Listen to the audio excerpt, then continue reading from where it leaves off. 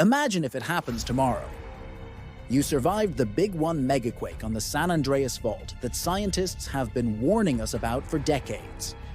Aftershocks continue to rattle the area, and the fires start to break out as gas lines rupture.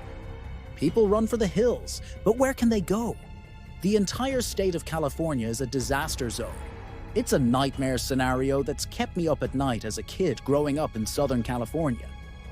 Now the question is this actually going to happen anytime soon? Are we in the danger zone? In today's video, we're gonna look at the latest signs and projections from geologists and seismologists to find out how much time we actually have left before the big one strikes. Is California really on the brink of catastrophe in 2025?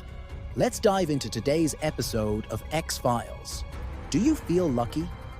The San Andreas Fault is a major tectonic boundary that stretches for over 800 miles from the Gulf of California near Los Angeles to the coast of Northern California near San Francisco.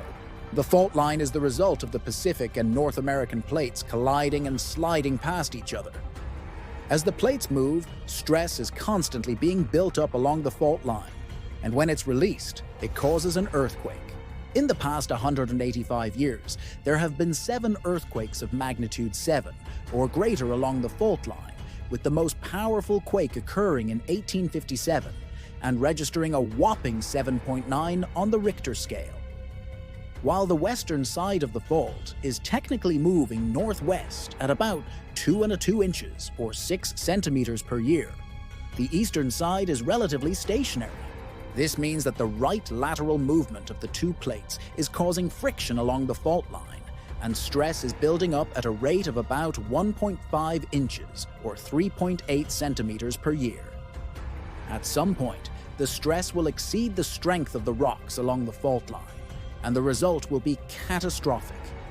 This is what we call the Big One, or more ominously, the mother of all earthquakes. When it hits, it's estimated that the entire state of California will be affected with shaking, expected to last anywhere between 2 to 10 minutes. The closer you are to the epicenter, the stronger the shaking will be. For areas further away, the shaking will be weaker, but still significant enough to cause damage.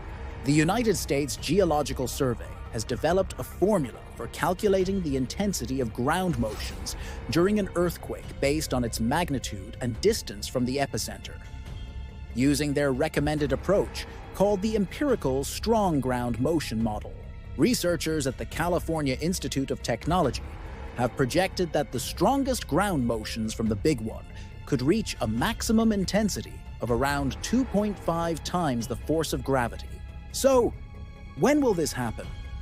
According to the Southern California Earthquake Center, the probability of a magnitude 7.7 or greater earthquake occurring in the next 30 years is about 7 to 10%. That may sound low, but it actually translates to a 25 to 30% chance of a magnitude 6.7 or greater quake within the same time frame.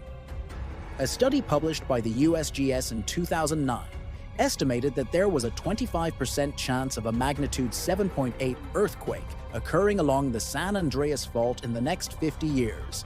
However, a 2014 study by the California Institute of Technology concluded that the actual figure could be much higher, with a 75% chance of a magnitude 7.8 earthquake occurring in the next 30 years. It's important to note that these are just estimates based on historical data and statistical models, and not exact predictions of when the next big earthquake will occur. But given the potential devastation that's at stake, it's crucial that we don't let our guard down. Are you feeling lucky? Do you know someone who lives in California? Let us know your thoughts in the comments below. And don't forget to like and subscribe so you never miss an episode.